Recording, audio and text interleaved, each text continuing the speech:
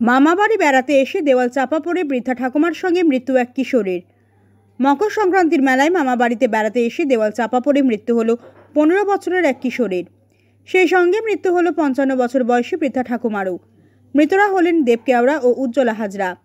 বুধবার রাতে বাঁকুড়ার ইন্দাসের নন্দীপাড়া এই ঘটনায় এলাকায় শোকের ছায়া। স্থানীয় সূত্রে জানা গিয়েছে, উজ্জ্বলা হাজরা নামে ওই বৃদ্ধা সরকারি আবাস যোজনার বাড়ি করার জন্য প্রথম কিস্তির টাকা পাওয়ার পর বাড়ির একাংশ ভেঙে ভিত তৈরি করেছিলেন।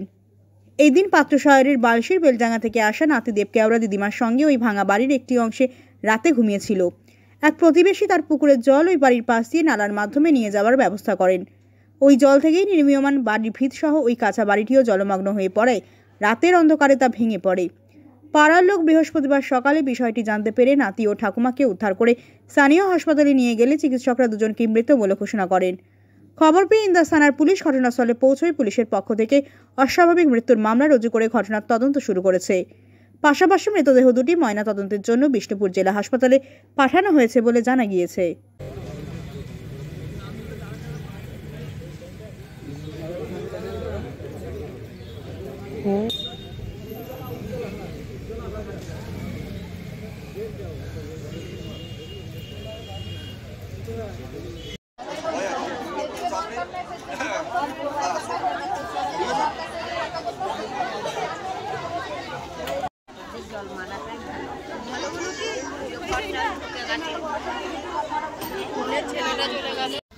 কি হয়েছে ঘটনাটা?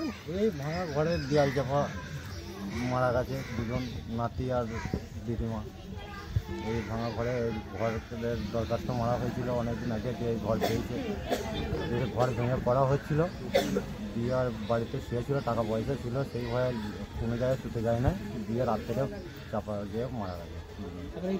কিসের ঘর ছিল এটা? এটা মাটির ঘর ছিল, ঝিটে বাড়া ঘর ছিল, এই ঘরটাতেই ছিল। আমরা পাড়ার ছেলেরা বলেছিলাম যে ক্লাবে থাকি চলো, ওরা থাকতে চায় না, ওরা এইখানেই ছিল, টাকা পয়সা ছিল বলে, দিয়ে আমরা রাত করে মারা গেছে। এবার পরবর্তীর ব্যাপার কেউ দেখে নাই, আমরা সকালে দেখেছি যে লাশটা বার করেছি।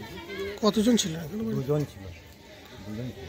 কি কারণে দেয়ালটা ভেঙে গেল বলে মনে করছে? এই লালায় জল ছেড়ে দিয়েছে, দিয়ে জল সব ঢুকে গেছে, দিয়ে সে সোট হয়ে দেয়ালটা চাপা দিয়ে পড়ে।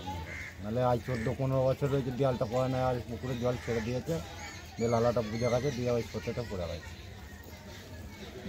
কখন দেখলেন আপনারা? এবং আমরা দেখলাম সকালে, দেখলাম এখানে যে কল করেছে, ওই কলেতে মুখ ধুতে এসে সকালে এসে দেখলাম পা দুটো বেরিয়ে গেছে, দিয়ে আমরা সব পাড়ার ছেলেরা এসে সব বার করলাম। কি চাইছেন এখন? হ্যাঁ, কি চাইছেন? আমরা যা হোক একটা ফয়সালা চাইছি, যে ক্ষতিপূরণ কিছু চাই, বা পুকুর মালিক যদিও কিছু দাবি করা হোক, সেটাই চাইছি। যারা মারা গেছেন কি নাম তাদের? উজ্জ্বলা হাজরা আর দেব কেওড়া। কি সম্পর্কে? কি নাতি আর ঠাকুমা দুজনেই কি থাকতো শুধু? হ্যাঁ, দুজনে। মামা ঘরে মেলা দেখতে এসেছিল আর কি, আর দিদিমার কাজ হচ্ছিল যে একটু কাজ ফাজ করে দেবো, দিয়ে এসেছিল। নাতির কোথায় বাড়ি? নাতির বাড়ি হচ্ছে বেলডাঙ্গা, বাজিতপুর বেলডাঙ্গা। আপনার নাম? আমার নাম রামপ্রসাদ হাজরা, বাড়ি ইন্দাস নন্দীপাড়া।